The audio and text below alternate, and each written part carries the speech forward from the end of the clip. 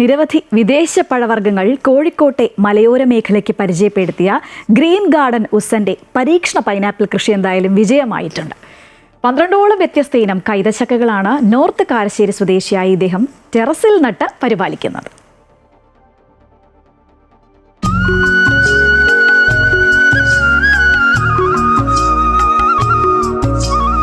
ചെടികളും പച്ചക്കറികളും നട്ടുപിടിപ്പിക്കുന്നത് പോലെ വീട്ടുമുറ്റത്തും ടെറസിന് മുകളിലും ചട്ടികളിൽ പൈനാപ്പിൾ നട്ടുപിടിപ്പിച്ച് വിളവെടുക്കാമെന്ന് തെളിയിച്ചിരിക്കുകയാണ് നോർത്ത് കാരശ്ശേരിയിലെ ഗ്രീൻ ഗാർഡൻ ഉസ്സൻ.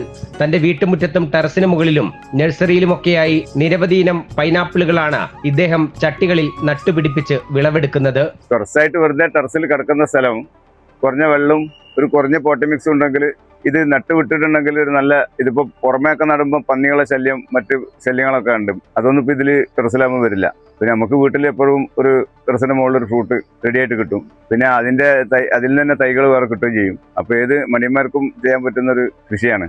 അന്യരാജ്യത്തു നിന്നുള്ള നിരവധി പഴവർഗ്ഗങ്ങൾ മലയോര മേഖലയിൽ പരിചയപ്പെടുത്തിയ ഉസ്സൻ അടുത്ത കാലത്താണ് പൈനാപ്പിളിൽ പരീക്ഷണം നടത്തുന്നത്. മെക്സിക്കൻ ജയന്റ്, ഹാൻഡ്ഫുൾ, മെഡൂസ, മക്കൾ കൂന്താണി, MB2 തുടങ്ങി 12ഓളം ഇനം പൈനാപ്പിളുകളാണ് ഇദ്ദേഹം നട്ടുപരിപാലിക്കുന്നത്. മെക്സിക്കൻ ജയന്റ് ഇനത്തിൽപ്പെട്ട കൈതച്ചക്ക പൂർണ്ണ വളർച്ചയെത്തിയാൽ 7 കിലോ വരെ തൂക്കം ലഭിക്കും. സാധാരണ നാടൻ കൈതച്ചക്കയേക്കാൾ മധുരമുണ്ടാവും എന്നതാണ് മറ്റൊരു പ്രത്യേകത.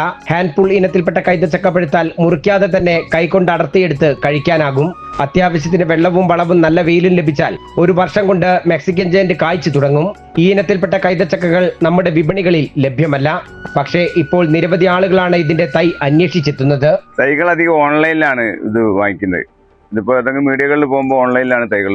ഒരുപാട് തൈകളൊന്നും ഇപ്പോൾ കൊടുക്കാനില്ല, ഉള്ളതൊക്കെ നമ്മൾ തന്നെ പ്ലാൻ ചെയ്യാണ്. കൂടുതലും ഓൺലൈനിലൂടെയാണ് പൈനാപ്പിൾ തൈകൾ വിറ്റഴിക്കുന്നത്. അമൃത ന്യൂസ്, കോഴിക്കോട്.